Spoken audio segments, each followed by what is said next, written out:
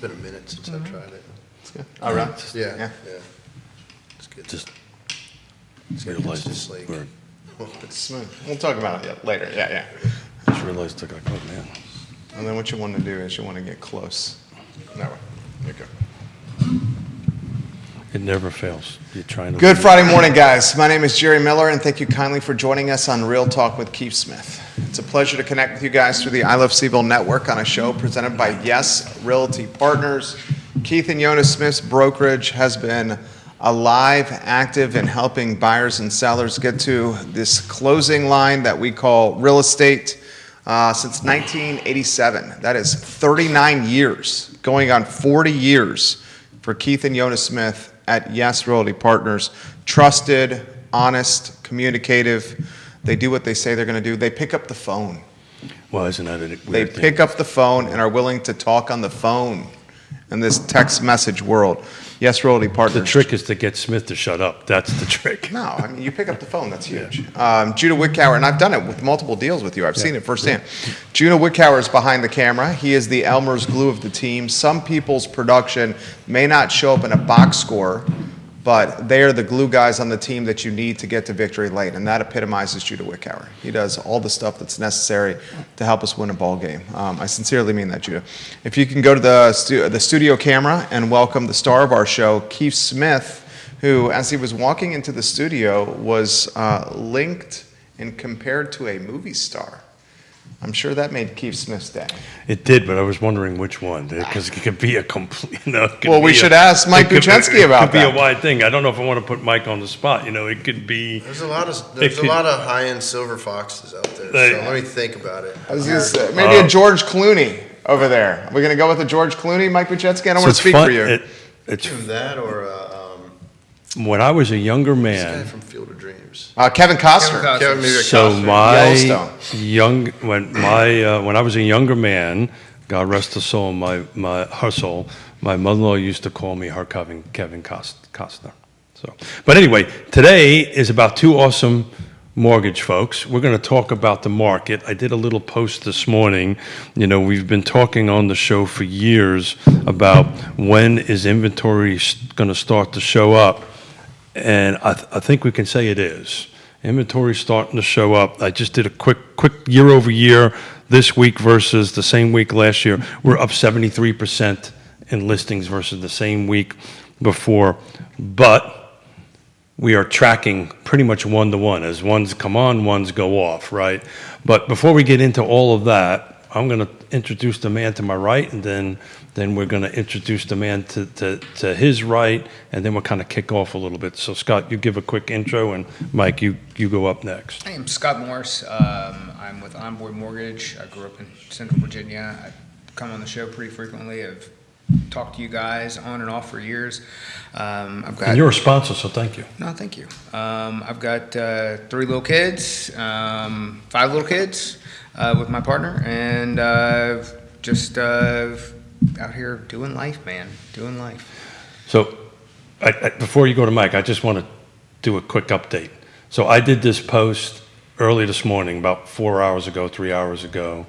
The new just jumped from 126 to 333, and the pending just jumped from 121 to 124. So that means agents are starting to put things in. Mike, introduce yourself, my friend. Sure. I'm Mike Buczynski. I work for First Heritage Mortgage. I've been living in this area for about, almost 20 years now.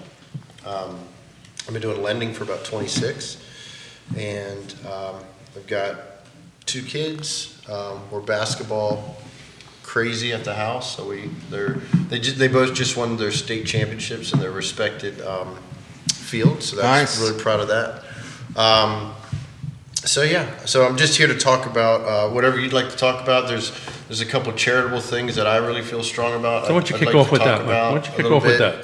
Because I think that's important. We all get wrapped up in real estate and what we do, but the stuff we do outside of our profession, I sit on a couple of boards and commissions and focus on affordable housing or housing affordability. Why don't you talk about what you're doing? Yeah, so when we were here originally, I was in Charlottesville every day, I teamed up with a bunch of friends several years ago, and we started a nonprofit called CVille Gives.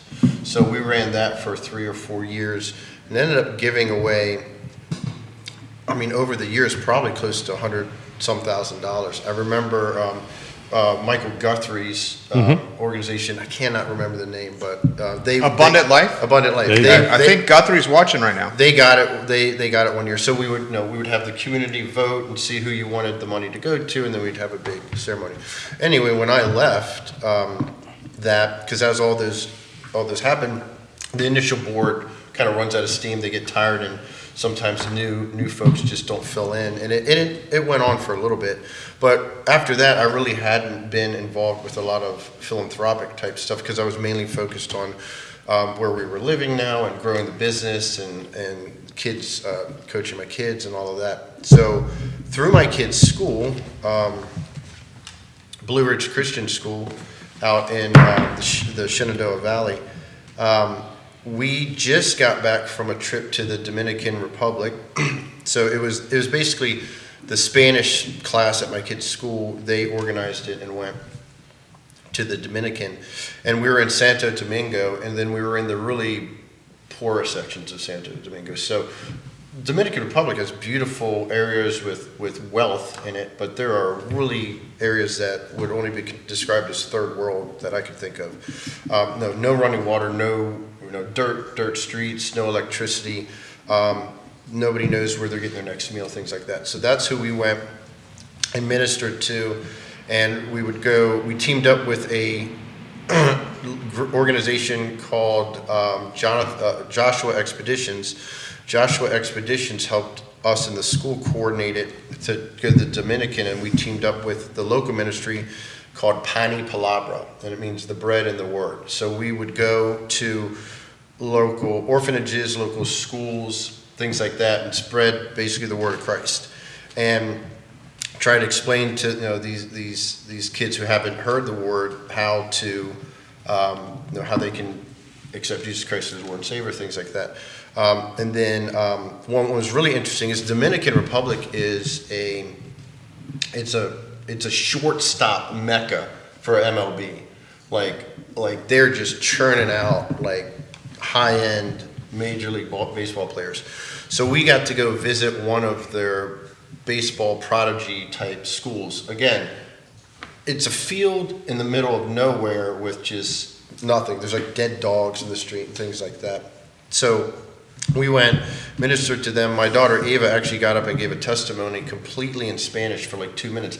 I did not know she could speak Spanish that well, so that was really exciting. Amazing how they surprise you, huh? And the cool thing after that was, right after she did that, the guy who runs it, Oscar, who runs Pani Palabra, spoke to some of the boys and said, if you want to accept Christ right now, raise your hand, and a couple of the boys did.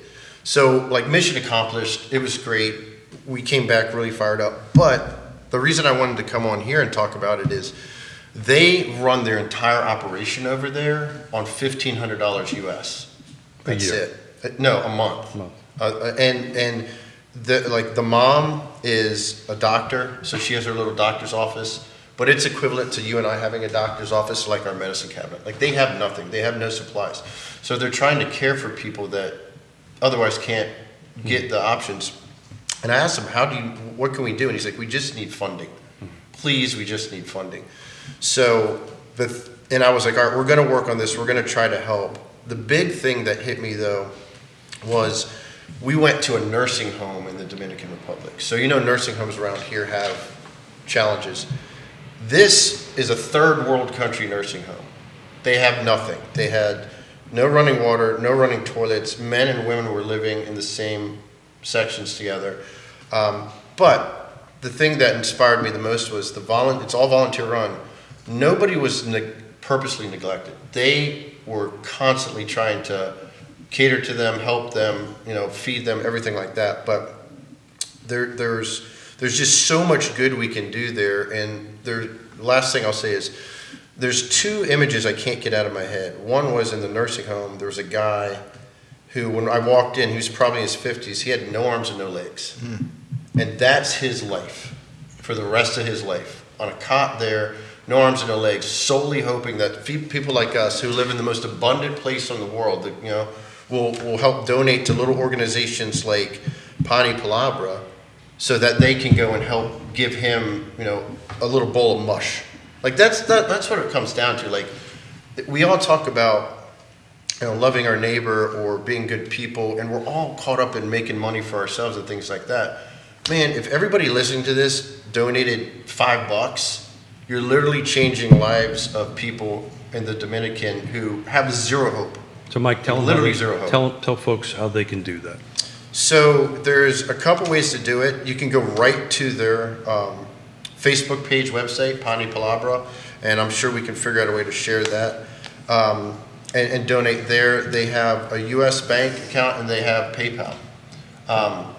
And I can get all that information for anyone that's interested, but the main point to take away from this is that there are people all over in these countries that we just don't think about it, that are struggling day to day. Like, they didn't know, like, we gave them a bottle of water and it was like a big deal. And this was the last point I was going to make. There's a young boy at the baseball field who, there's levels of poor or levels of poverty over there. So the baseball players were like the top guys, and then there's a whole group of kids that were poor but wanted to be associated with. And then there was this kid who had no shoes, ripped clothes, dirty, I think he was homeless, obviously malnourished. And the kids that were the higher poor were picking on him because he was poor. And he was crying. And we asked him what was wrong. He's like, I have no one. I literally have no one. I don't have a mom, I have no one. So I cannot get that kid's head out of he's burned into my brain. So I'm going everywhere I can to try to share this message.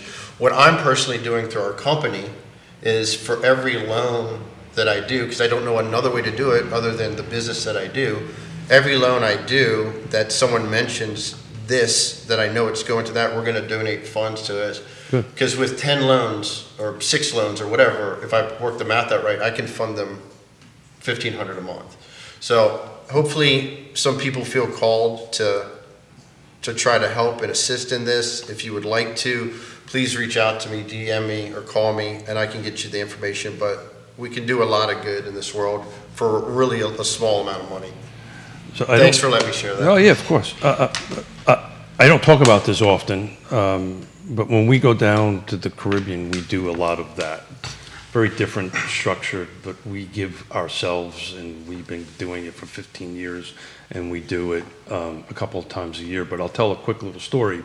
In December, I had my 7-year-old grandson come down, and they visit us for Christmas and all that stuff. And he's a soccer player, and we're very connected to the local folks down there. So anyway, he wanted to play soccer, so I took him to a soccer field, to your point, to play with some of the local kids. He showed up in his American soccer gear, his shoes, his all the stuff. These people had no shoes. They had a ball that they had to pump up by hand because it was kept on deflating to go through that in a field that was full of glass, full of all this kind of great stuff, and they're running around on the thing. But what was very different to the story you told, they were abundantly kind to my grandson, abundantly kind. And, you know, clearly these kids were like at this level, and he was there, and they made sure he scored. They made sure he did. So the point I'm trying to make was, and if you're out there, you can donate, but if you have an opportunity to travel and see how the other side lives, this was super impactful for him. He constantly talks about that because in his world up in Connecticut, everybody's like him. No, not everybody's like him. So if you can't donate, and if you can go and physically help, that's a good thing. You got my chills up because I don't talk much about that stuff, but that was a great opportunity. So thank you. No, it's Mike, touching, and it's the one thing that you mentioned to that, and then we'll get back to real estate, I guess, is Well, that's how you pay the bills and take care of people. So yes, they have nothing, right? And by all accounts, if I one day woke up tomorrow and had nothing and my kids had nothing, we would kind of feel bummed out. I've never met a group of people in my life that had more gratitude and more kindness and more faith in the Lord than the folks over there in the Dominican that we ministered to. It was incredible. Like they were going into debt feeding us at the end of the day. I knew they were, and they were laying out spreads for us so that we would have the energy to go through the next day. You can see the same thing in this country, by the way, because I was out west speaking, and you see the same thing on reservations and stuff like that. Yeah, but it's just what it goes to prove is that there's attaining whatever you have to attain physically or monetarily. That's great. I don't think that ever gets you to the level of happiness that these folks have, and I think we all can get there. But I think it starts with being involved and helping, and we need to. We really need help. They really need help. So the last request is please consider helping, or if you own real estate offices or things like that, consider allowing me to share this message with you some more and see if we can work some things out for donations. Valuable perspective. Scott, you know about valuable perspective. I mean, yeah. Firsthand. Well, from my personal experience and wellness, especially. But I've been in places in the world where, like in parts of northern Iraq, where you'll see like people live up and down the Euphrates. The human experience, we don't understand. I'm not going to get into my whole spoiled American speech, but have no appreciation for the way that a huge majority of the world lives. It's just most people don't. Dude. And then there's a whole nother thing there about why U.S. sports are terrible because it costs.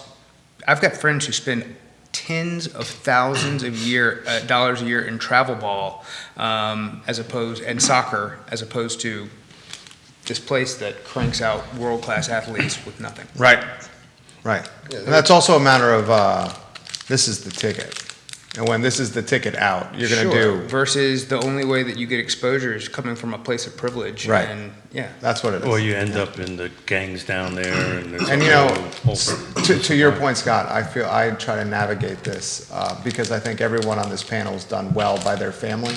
And we have to thread this needle of providing for our kids and wanting our kids to have a life that's better than, say, necessarily how we grew up, but doing it in a way where it's like... they're not spoiled. They're not, have everything they want. Entitled. Entitled. That's a better word. Entitled. I struggle with that every day, dude. And it gets much harder when you become a grandfather. Sure. Right. It's way harder when you got 4 grandkids and you just want to spoil the heck out of them. And that's the reason I told the story about, well, yes, I'll spoil you. And one of the things, and we're not talking about real estate. But this is good. This is good stuff. Yeah. But what we intend to give our grandchildren is trips. Yeah. Take them to places of the world or this country that, hey, these folks, you have it this way. These folks do not have it as well as you do, just to see how the other side lives. We're all in real estate. We're all trying to provide for our families. But what I wanted, in the intro to this, most people do not know, and I don't know if there's a stat for it, but people in our industry, how much we give back. It's a huge number. I mean, if you go to volunteer events, wherever they may be, you're going to bump into somebody in the real estate space, right? A real estate agent or loan officer or whatever. We tend to give back as a group. So again, if you can help out Mike and his folks, go ahead, DM them, and we can kind of take it from there. I've gotten a little chill so far today from this conversation. Hey, my goal is to elicit an emotional response because, like you were saying, it's we have the choice to deny our kids, for example, things of privilege. These folks don't. They are born into denial, basically, born into suppression of just basic human rights in ways, how to live. I can't speak, I think I can speak for most of us at this panel. Most of us started off with either nothing or very close to nothing. 100%. Yeah. Right? And one of the great things about this country is that you can do that. You can go from nothing to something. In Iraq, Northern Iraq, no. In Dominican Republic, no. In the places that I visited, I was behind the Iron Curtain for a half a decade, no. Really? Yeah, when I was attached to the U.S. embassies behind the Iron Curtain. It's a Wait, whole, so you got 4 people who started a business from nothing 100%. Yeah, 3 times. on this panel here. 4 people who Oh, started. 3 times. With each move, I had to start over. So, yeah. Yeah, that's Mine not- was 3 times because I lost money. But that's a Yeah, different story. mine was just, Cool. family. moving. family moving, Yeah. yeah. Scott Morris, open-ended question. Today's market. What are you seeing? Apps that are coming into your desk. I mean, one of the best indicators is people that are reaching out to you saying, "Where do I stand with financing with you?" What are you seeing with the market? We've seen, like Keith spoke about in the beginning, there's a lot of inventory, and it's made a more selective buyer. So I've seen, whereas a year and a half ago, 2 years ago, a buyer would make an offer, a seller would refuse to counter or give virtually nothing, and the buyer would just roll over. And now you're seeing them go, you know what, maybe this just isn't the one for me, and going to look at something else, which is like this return to normalization that has been desperately needed for so long. That's the best thing and the best way for me to describe kind of what we're seeing and where we're seeing it. I'd love to see this Iran thing come to an end. Yeah. We were trending in the right direction as far as rates for a while there. We've kind of spiked back up a little bit. Looks like the DOJ has closed its investigation to Powell. So I don't know if that's going to be a direct reflection. I think right now the headline really is what goes on in Iran. But as far as inventory and action, what we're seeing with more inventory, it's giving buyers more options to say no, be more selective, and it feels more normal. Mike, what do you think? Yeah, that's pretty much nail on the head. We were poised. I had so many people poised to refinance, and then we bombed Iran, and you just saw become too expensive. There's a company called maybe you do the Barry Habib MBS Highway. So he has a thing called Chinese candlesticks, and it's basically green good, red bad. It goes up and down. And we were trending perfectly, and then we bombed Iran. It was just the bottom dropped. But that's only on the refi side. That's rates. Yeah. That's the rate market. Right, but So- how about the purchase side?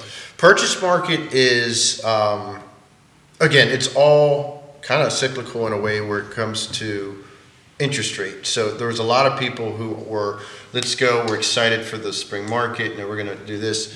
And then rates jumped a little bit on them, and they pulled back, but they've come back since. What I have seen is, to Scott's point, is we're making offers. People are getting homes that before they would roll over, like you said, and waive everything. Now they're leaving for homeowners, home inspection contingencies, things like that.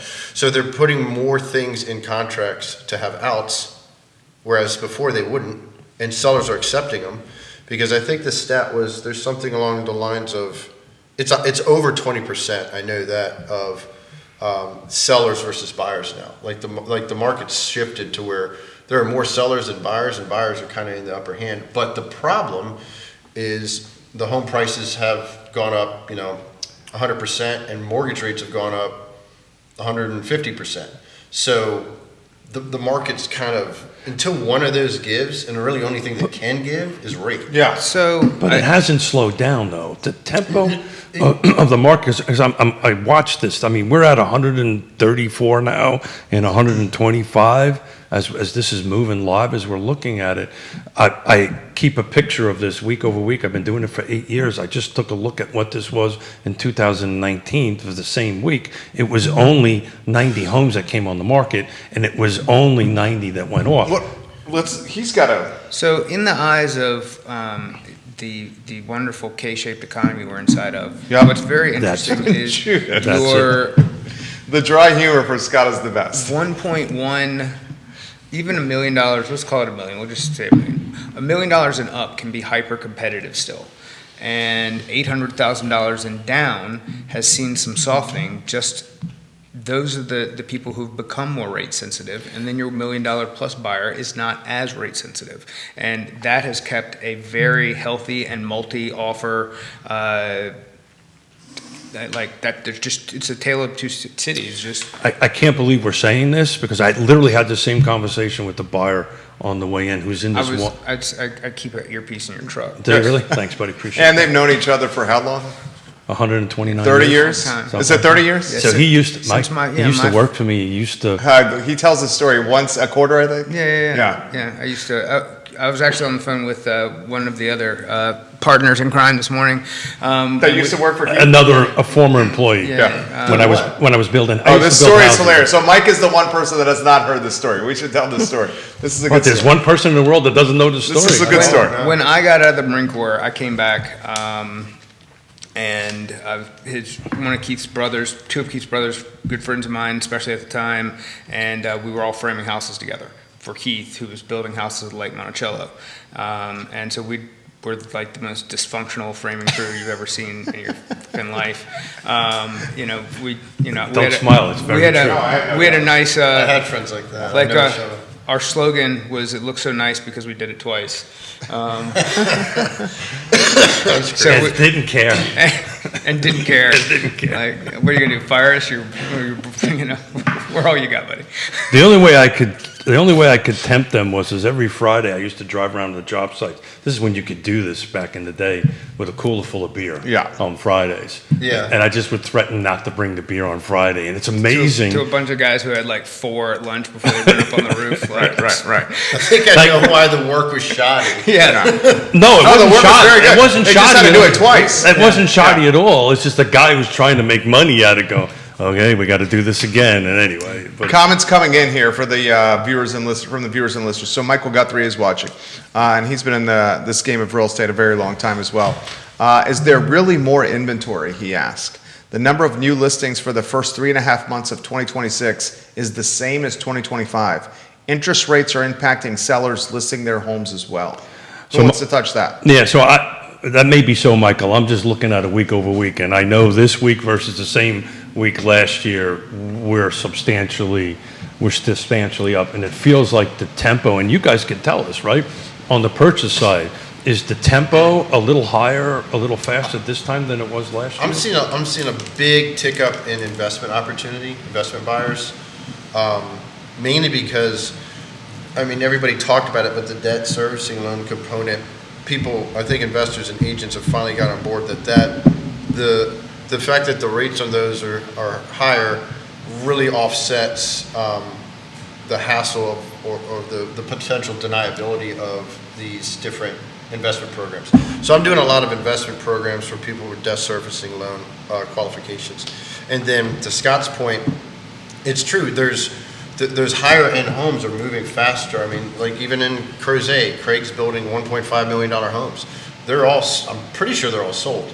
But it's that buyer that had the $200-some thousand house that now wants to go to the $500,000 house. That's the move That up, right? rate bump That's 100%. from, a couple years ago that, that payment was $2,000, now it's It's made things 3.5. unaffordable for them. Yeah. Well, I talked about this like show after show. You've got any salaried position, teacher, fire, nurse, that can't just double their income overnight, who purchased at the top of their income level at $300,000, cannot then go and buy at $500,000 with rates that are 2 to 3% higher. Yeah, I mean,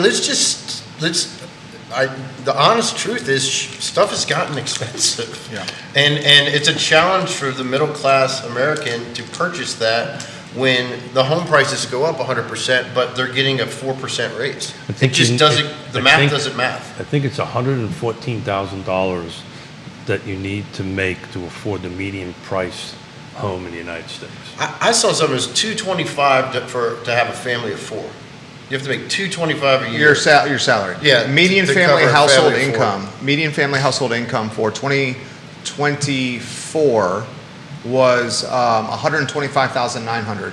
The 2025 number is about to be released in a couple of weeks. So the 2024 number, median family household income, Charlottesville metro area, $125,900. So And let's- the we had 2025 quantified- number is going to go up. So that's HUD, right? That's That's HUD. the world you guys Yeah. live in. Yeah. Right, that's the HUD number, which kind of dictates the loan programs and so forth. But they even got to get with the program, like this whole income limitation on grant programs and different specialty programs that they cut people off. So Yeah. that drives me crazy. Because someone like doesn't have any money saved up and they want to buy a house, but they make $1,000 over some arbitrary limit line in the sand you draw is bullshit.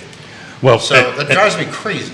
yes, and there needs to be, as Michael was in attendance, so thank you for attending, Michael, Tom on Wednesday. You know, we need to figure out how to turn red tape into green tape. These regulatory, all the way up and down the thing is crazy. I can't give any specific details, but I chair the land trust. We're helping a buyer. We've got money to give to that buyer, but I can't give more than 3% to that buyer to meet the loan program. We have money that we can pay for the buyer's down payment, and we can also pay for the buyer's closing costs, right? And this buyer is it's at the 60% AMI. It's exactly who we want to help. It's exactly what all the programs are set up to do it, but I can't because I can't give them that money, right? I only can give them 3% on the loan product, and it's causing us to figure out a different way to do it. Was that whole desire to have skin in the game for the home buyer, and that's great when they could afford to have skin in the game. But now that that is in a way unaffordable, open up more opportunities, reduce regulation, allow sellers or No, you're third-party preaching- contributors you're preaching to to the give choir, 6% and don't make it arbitrary off of different down payment requirements. I'm totally with you. I mean, another one that drives me crazy, and then Scott, jump in on anything you want, is the capital gains thresholds. The $250,000 for a single person and the $500,000 for a married couple hasn't been updated in forever, and home values have appreciated significantly. The $250,000, the $500,000 threshold should be upticked as well. That would drive additional inventory. Why would they? They've got it set up to make bank. Well, it seems like what's the phrase you use? Red tape? I mean, it just seems Red tape. archaic. Yeah. It seems archaic. It hasn't. When's the last time that's been But this is what the updated? federal government does, right? I've been through this drill, right? What got us into the 2007 problem, and I tell this story all the time. I was sitting in my office over at Nahor Village. We were doing another development. A commercial lender that I used to use walked in the door and heard I was doing another $10 million development and said, Keith, we're going to lend you $10 million and we're going to pay you a point over prime to borrow the money. And I looked at him and I said, I'm just a jarhead. I ain't that smart. So let me get this right. You're going to lend me $10 million. You're going to pay me to borrow money from you. I told him in very colorful words to get out of my office, and I went home to Yonna. He said, you know what's hit the fan? I said, we're in trouble. Yeah. So that was because the regulators weren't watching them. Then all of a sudden an implosion happened, and if you were the good Lord himself, you weren't going to get a loan in 2008, right? Yeah. So the government does this on its regulatory swings. I think if it can loosen things up, we can produce more at the affordable level, but it's just got to allow it to happen. Ray Cadell watching the program. He's been in real estate since the 80s. Rob Neal's watching the program. He's a heavy hitter in real estate. Viewers and listeners, put your comments in the feed. I'll relay them live on air. Your wife's watching the program. She's a fantastic realtor. Mike Buczynski, Sarah Hill Buczynski, and she highlights that in the Valley, inventory that's priced under $400K is still extremely active. Sure. Listings will come on the market on a Thursday, and by Monday, the agents are reviewing multiple offer scenarios. Yeah, and that's because I'm in a different kind of economic world right now. I still work with a bunch of folks over here, but I'm growing our Shenandoah But Valley here's branch. here's a great example. So even over there, specifically, how much USDA are you doing right now? None.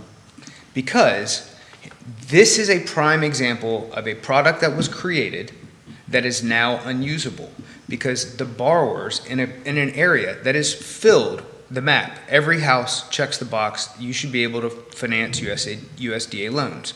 But the people who want to buy them, either income out of the threshold that's allowable, That's what I'm saying. or due to the price of the home and how limited their income is in a program that they should qualify for, they don't meet the debt to income threshold. So it's either one of the two.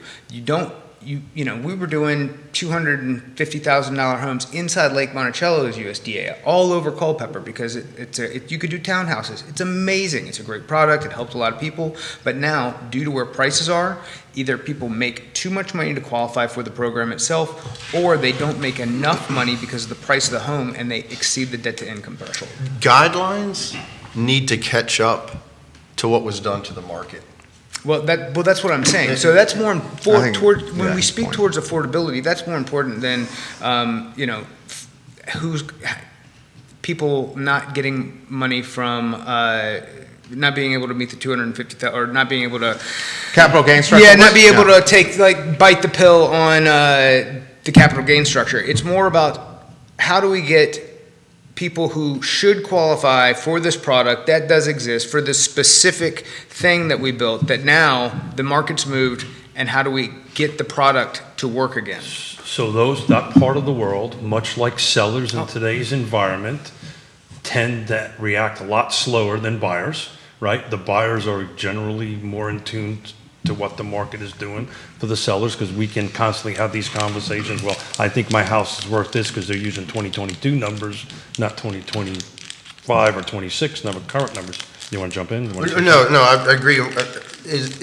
To your point, Scott, and I think what my point I was trying to make is that we have guidelines in place for these different loan programs that give folks these great opportunities to do 100% financing, USDA, whatever. Those guidelines haven't caught up to the shitstorm that hit the market. And so what I think needs to happen is, and some other outside investors are coming in and offering these products now through what's called non-QM. And basically they're saying, we're not going to worry about income limitations. So for the people that don't understand what non-QM is, why don't you explain that real quick? Qualified mortgage. And basically it's just something that doesn't fit inside the conventional Fannie Freddie, like white glove type scenario. Bank statement loans, things like that don't have the traditional underwriting requirements to them, or they're more flexible. But for something like a USDA loan, why can't they just remove the income requirements for a USDA loan and just limit it to first and second time buyers? No investment properties, something like that. That would open that product back up.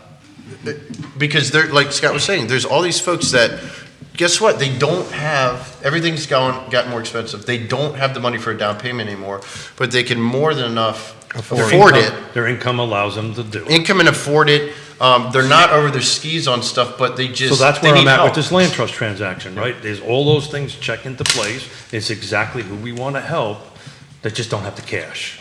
Right. And that's what we need. We need either these government type programs to loosen up, or we need more investors. It's not necessarily money too, by the way. That's what I was talking about in TomTom. If you can get the red tape to clean up a little bit, we can kind of always get around the money, so that these homes that we're trying to help, their appraised value is around $400,000. We're selling them for $250,000. So the value is there. The buyer can perform. We just need to get the rules to catch up. Yeah, the red tape you got is USDA says you can't make more than this dollar amount, and that's really hard to find that sweet spot of client that's a two earning household income, and they want to buy a house, but they can't now because you've pulled the rug out from them with this arbitrary rule. So not that I ever want to push back on Michael Guthrie, but I want to add some numbers because you guys were talking. I was taking some look at it. So one of the struggles with active or understanding the actives that come on in Paragon, the way it's set up, once it goes from active to pending, you can't see it in active any longer. That said, I belong to a Realtor.com that does that. Right? I can go back and look at how many actives were in January of last year and this year. So the first 3 months of this year, there was 839, this is in Albemarle County only, new active listings that hit the market. It doesn't talk about how they went pending or sold. These are just units that hit the market. Same time last year was 501. So we are up. Well, not just that. Just look at the map. Like if you're on the apps, like I'm big on the apps.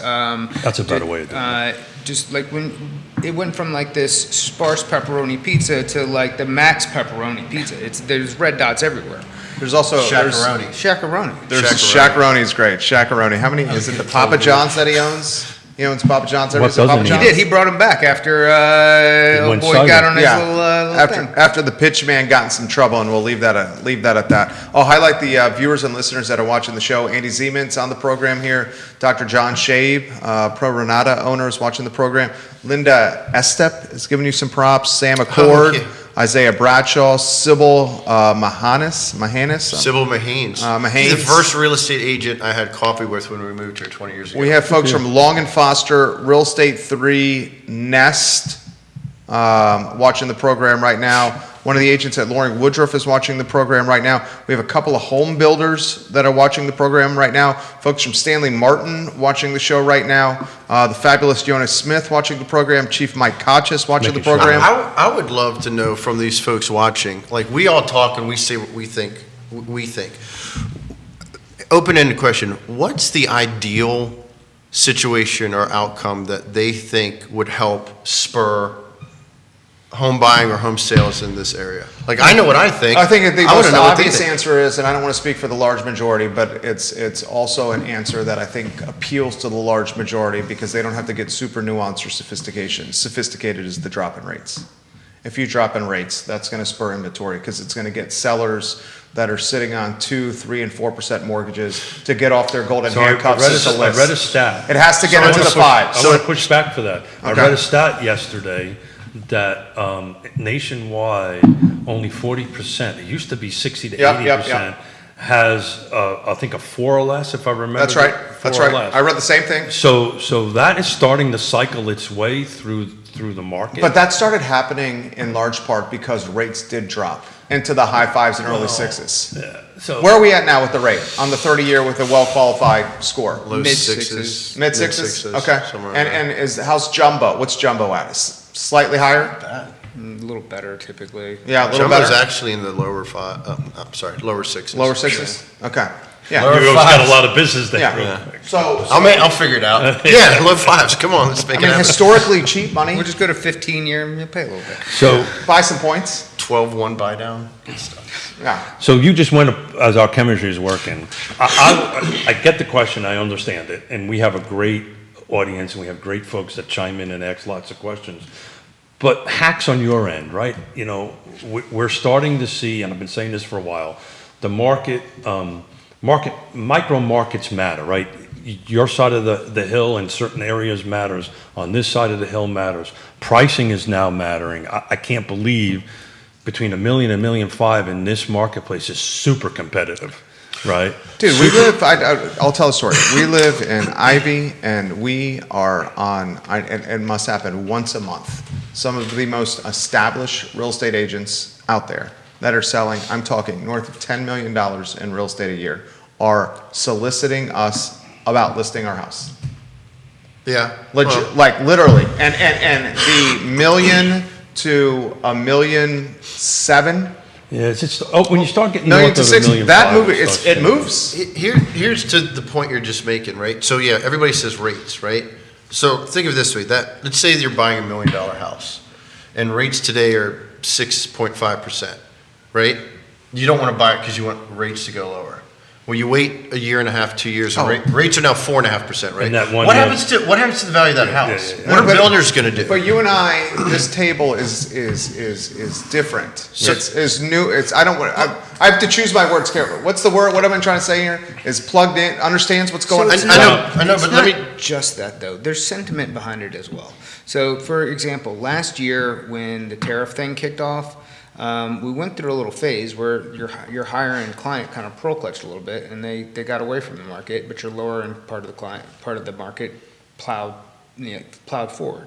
I think there's a little bit of that now with what we're seeing in Iran, but I mean, it's more than just rates. It's more than So just can I- rates. Yeah, but hold on. Let me just finish that thought, because where I was going with this was, it's the economic vibe of it, right? So, follow me on this. So, rates go to 4.5, right? Now that house is 1 million, it's 1.2, 1.3, right? So builders are now going to increase pricing, right? And guess what else? Now everybody else who's selling a home has another 20% to put down, so it's going to make competition even harder. When's the best on time to these. buy a house? Best time to buy a So- house was yesterday. The Yeah. second best time now to So- buy a house is right now. So to my point, everybody who's waiting for rates to drop, like, that's a really hard wait, 'cause I don't know when that's gonna happen. I gotta push back a little bit on this. Yeah. I don't know when that's gonna I happen. don't think a lot of people are waiting for rates to lower. If they are, I'm saying if that is the reason. don't- That was to Jerry's point. Yeah. If that was his don't point, I was think you're commenting on seeing that point. I think you're seeing that, and I mean, buyers, and I've been saying this forever, the buyer pool was at the deep end of the Olympic 10-meter Yeah. diving thing, and the inventory was the kiddie pool. Okay, the kiddie pool's starting to get a little bit bigger. I don't think it's bigger enough, but we still got this huge depth of buyers that are well-heeled. Yeah. 33% are still cash, right? Looked at it this morning in our marketplace, that are okay with that interest rate, that are okay with doing an interest rate and saying, you know what, I'll refinance. I mean, those are starting to have the conversation because they want to be in the house because of the 5 Ds, right? Let's see if I can do this here. First, it's diapers. Oh, okay. Death, No. divorce. Just think of diamonds are first. Diamonds, diapers. Diamonds, diapers. You got me. Is it divorce there? Divorce is third. Yeah, divorce. What's that? Downsizing. Downsizing and diapers or death? Death. Yeah, the 5 So Ds. of people- death. This is fun. Yeah, It's a fun conversation. People think about the people in your buyer pool, and they probably fit in one of those 5 Yeah. Ds, right? They're either just getting married. That's and everybody in starting- the world right there. I know that. We all die. We Yeah. all were born. But that- So to your point about builders, though, I think I just got shot down. to your point about builders, though, when right now they're focused He hasn't heard all on my stories. I got to tell him. more gross per unit. Should rates fall, you might see a slight tick up in price, but they're going to nullify that with incentives because they're going to be trying to squeeze more volume through units. You're talking about builders. Yeah, because Yeah, they're, yeah, they're, yeah. trying, 100%. they're trying to get the people that are the move-up buyer. Because then and they that's can Stanley why Martin we have does a- that. They can So also let's- finance let's- more. So if rates fall, you're actually more in danger of new construction trying to lean in.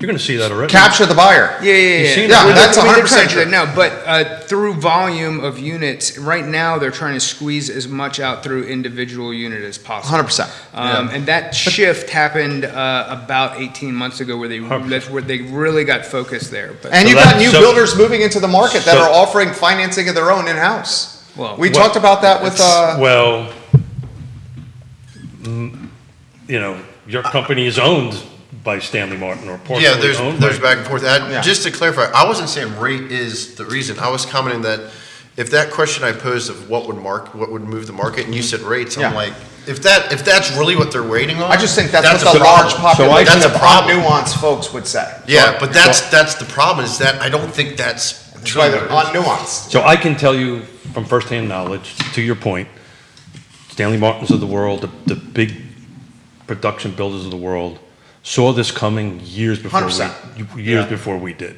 right? Because we know this, right? Because Stanley Martin out in Fulvena County doing Colonial Circle, they put a product out there that is hitting this perfect price point. Townhomes are 300, single-family detaches about 450. Look at what Stanley's doing in green. About to say, so Holy- Stanley's doing this in green, everybody's doing this in green, they're hitting that price point, and I can tell you, and I'm a recovering developer, so when you start seeing numbers, units close and trade, I pay attention. Colonial Circle, 200 units, they'll be out of single-family detached the end of this year, probably the end of first quarter, they're townhomes. Dude, how That's genius, a 2-year sellout period, Right. which is unheard of. how genius does Stanley Martin look right now with what they're doing in Greene County ahead of AstraZeneca setting up its headquarters 30 months from now and 600 people moving to the area at a starting salary of $125,000. So Greene, that are working right there. some Greene County folks are not going to like this, but you've got about 2,000 2,000 units, call About 2,000. 2,000 units Yeah, right. getting ready to hit. Yeah. Yeah. around there. And Yeah, those they- are going to sell. They projected that their numbers would increase by 30% this year. And they're What was that metric? Stanley. Stanley Martin, Locally? No, nationally. Okay. So, but locally, I mean, It's because they did a switch. Yeah. And they're providing what the market wants at the price point the market. So we're having this whole conversation about interest rates and all this stuff. And my perspective, the market is upticking and the market is going where the inventory is. Yeah. And where the inventory is for the buyer, right? So where the million to million five inventory is, that's where the buyer's going, right? Where the 300 to 400,000, where the inventory is, that's they're going. We're going to look at some Greene County numbers next Friday. and I'll just give you a little preview of it. New construction is selling substantially more than existing, smaller square footage, and turning around. So what you're going to see in Greene County is these new constructions start increasing in value, and the existing, I think, going to start dropping. But I may be wrong. We'll I see. don't buy that. Well, that's what the numbers are showing at the So, moment. how many? So Green is a little more developed than Madison, but like how many resale units on average come to market each month? You can figure that out. I can while you guys are talking, but I'm actually working on that for next Friday. But if you guys can talk, I can tell you. Well, I mean, one thing that and I try to emphasize this on every show, I don't think the market is prepared. I think it's going to be great for you guys. I don't think the market is prepared for what Weldon Cooper is projecting to be 5,000 to 6,000 people moving to this area the next 24 to 36 months. I was on the phone. Where the hell are 5,000 people going to live? What are they going to buy? I was on the phone this morning with the national apartment builder asking me for some land because to fit that exact need to produce. Where are 5,000 or 6,000 people going to live in Central Virginia? And they're prepared to invest the money to do the build as a stopgap, knowing that At least play probably. Well, no, they're going to be long-term rentals, but they're going to work into their business model that, okay, this is great. This $200,000 a year person is just going to take this luxury apartment right now while they're waiting for the new 100%. construction to catch up on their inventory. Yeah, Which I never thought was a reality, but it was an interesting conversation. It almost looks like it's turning into like a mirror of Northern Virginia, where all the suburbs out and like they're just going to keep moving further and further out of Charlottesville, and 29 is going to just be, the beltway basically. Yeah, it's bananas. I just 'Cause I don't know, like you said, I don't know where they're going to live. and I don't get why no one else besides what we're doing here is talking about this. I mean, active listings at any given time on the car footprint is how many units? I'm trying to get. Is it like 800 units? Well, the perfect. I mean, Sarah's watching the pro. Here's the Michael reason Guthrie's why watching. nobody wants to talk about it, because there's no answers. Why is no one Did you go out to talking? Crozet much? I do. Crozet's bananas. Did you go out there like 10, 15 years ago? Yeah. Okay, it's insane. It's insane. There's no infrastructure Oh, well, for the amount of people that are in. Like you don't even have to go out to Crozet for that so just look at if the time it would traditionally take to drive from like Ruckersville to the downtown mall at 3 or 4 o'clock in the afternoon, or vice versa. I would hate to do that drive. It is or Is that an hour? It's probably 40 minutes sometimes. Like it's in the morning. It's just 29. Originally, the business owners didn't want the bypass because they thought that it would direct people away from business. And now it's like you've got all this traffic jammed in that just area the entire way through. How long did it take you to get from Culpeper to downtown Charlottesville this morning? I leave a little later. It takes me about 45 minutes door to door. And how much did it used to take before COVID? Well, it depends on when I leave. Like it can take me an hour and 15 minutes versus the 45 if I leave At rush hour. Yeah. And this is to everybody. Is there a point that becomes a diminishing return 100%. value proposition where people are just like, I don't need to be moving there anymore? 100%. Northern Like, Virginia and Fredericksburg. What is the tipping point? I couldn't give you the tipping point. I mean, you could probably, answer that. I don't know. I mean, along with that also comes higher taxes. Like I don't go north of Barracks Road, dude. I refuse to go north of Barracks Road. Dude, I'm growing my own food. I'm prepping. He's got a bunker. I'm digging a bunker. I legitimately say I do not go north of Barracks Road. I refuse to do it. My wife, we moved from Glenmore to Ivy because my wife was spending 3 hours in the car every day with our sons. If she's going to spend 3 hours in the car every day with our kids, we might as well live in Fairfax. Yeah. We might as well chase the paper in Northern Virginia. Yeah. And she said it was miserable. Now she's in the car 25 minutes a day. Yeah. I mean, you don't want to, you want to spend your time at home. You don't want to spend it in the car. Stay 100%. Here's one from Andy Zeman here. She says, suggestion is, and you're guys gonna have to help me with the acronyms here. Suggestion is FTHB with at least a 3% self-funded down payment, get a dollar for dollar tax credit, not deduction, for DP up to a max of 5% and or $25,000 regardless of income level. That's the first sentence. Does anyone What want was to the break first that down? one? first time home buyer, 3% down, getting a dollar for dollar for down payment. Okay. Here's his second. He continues. He says, this is a pay up and invest and get the tax credit back at filing. You'll see people move regardless of rates. And if you're a first-time home buyer, the home you're buying, the seller gets a $150,000 increase to cap gains for choosing their offer. Mike Buczynski and Scott Morris, what do you guys say?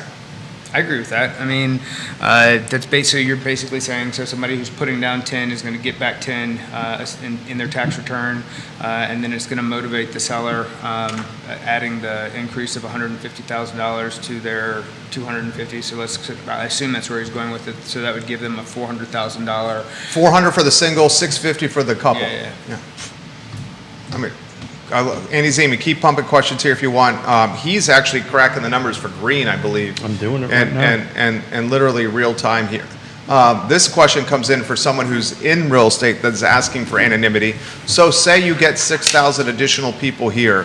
What does the panels predicts that's going to happen to the luxury market, the move-up market, the first-time home buyer market, and how does the real estate agent prepare themselves for what's to come? Well, there's a bunch of variables to that. What percentage of that 5,000 fits into each one of those categories? I would say the large portion of the 5,000 that are moving here are not in that first-time homebuyer category. They're either in move-up category and or luxury. So let's Because I'm going to use 600 people, then you judge. 600 people, AstraZeneca, 125K starting salary. So that also says, let's say if those people if 1,000 of those people want to go into Crozet, that means 1,000 people need to leave Crozet, right? Because you're not producing it You're down. not producing more property out there. So what I think is, if these people want to come in, they're going to end up being pushed further and further out. I think the people that are going to come in are going to target Ivy and Crozet first because of the schools. Then when Ivy and Crozet are tapped out, then they're going to target proximity next, which is going to be Hollymead, Forest Lakes because of proximity to work. Do you know how many physicians and like people that I talk to who are moving from like New York or California, and they go, I thought it was going to be cheaper. No, they go, I thought it was going to be cheaper. Yeah, it was. It was. That's what I'm saying. So what they're doing now is everybody all of a sudden is just popping right over that mountain out of Albemarle County. For sure. Into Afton and those. And then it's just going to start so it's just going to move out.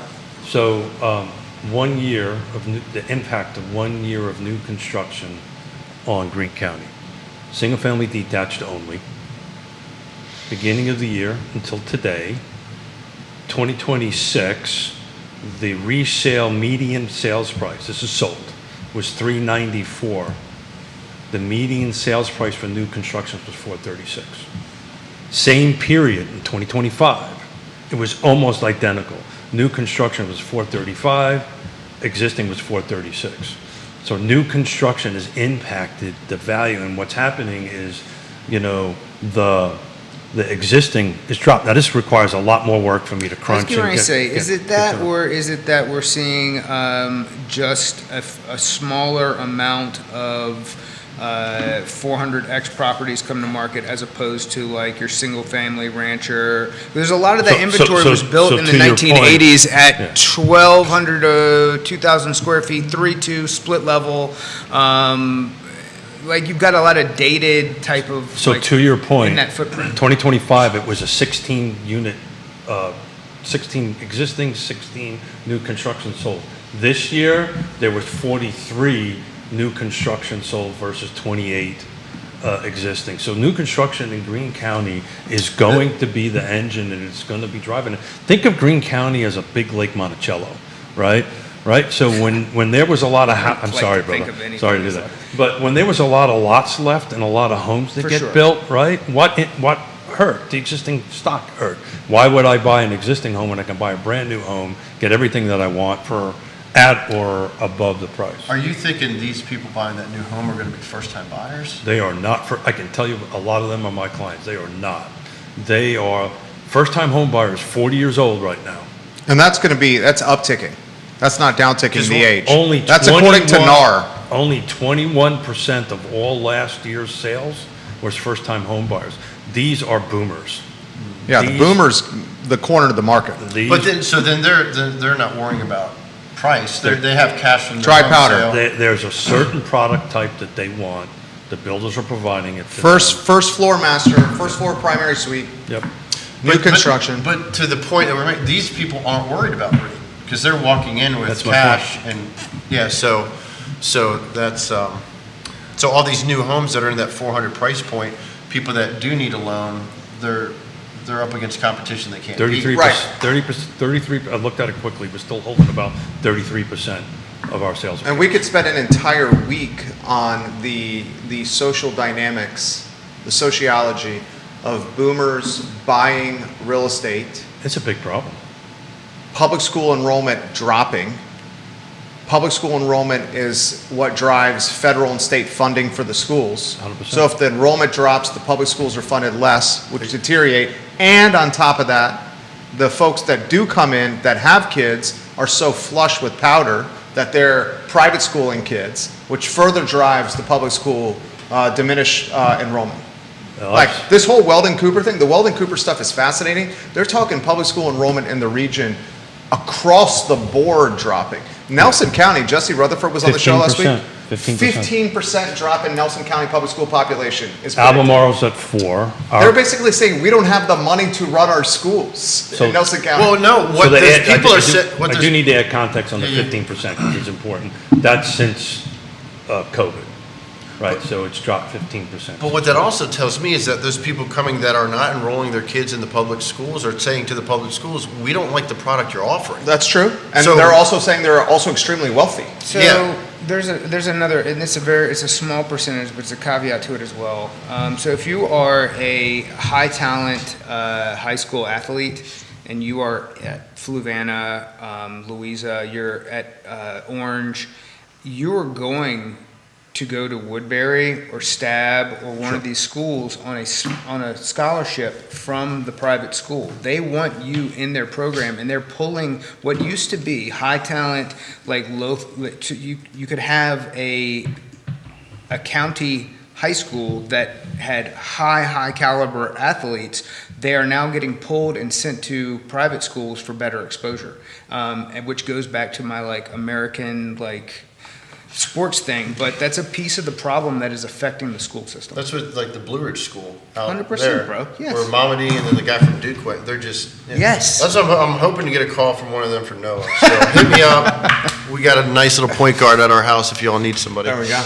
So, thank you, gentlemen. We're Yeah. substantially over time. Oh, So, that was fun, right? this is how this rolls, Mike. We have a lot of fun, and Yeah. before you know it, it's we're over an hour into this, and these guys got a afternoon show to do, and we got some work to get to. But thank you for the. If you want to give a quick little pitch again for your nonprofit or what you're Yeah, trying to and do. I know I talked a lot. I was just excited Yeah, to be yeah. here, but appreciate all you guys letting me on. It's Pani Palabra, P-A-N-Y Palabra.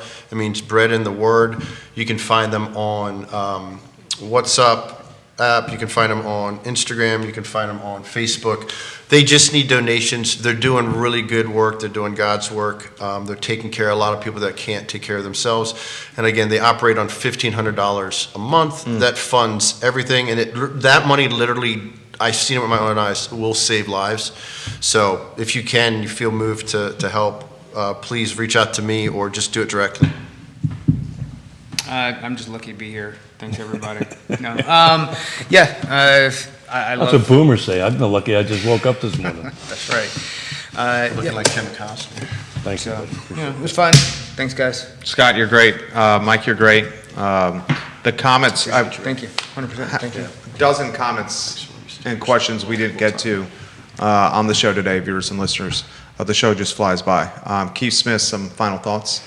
Yeah, I think the takeaway from this is we have two competing loan officers sitting at a table talking about the market and how to get better. If that doesn't tell you how the market is and how we work collaboratively, nothing does, right? So get out there and buy a house, contact these folks. Maybe I can help you pay my bills. There's enough out there for everybody. Oh my gosh, I want all the success in the world for this guy, and I I'm don't sure- think even either of them cares about the competition right there. There's so much pie No, out but there. with today's world, Keith did bring me a nice Marine Corps pen today. I did bring and a coffee.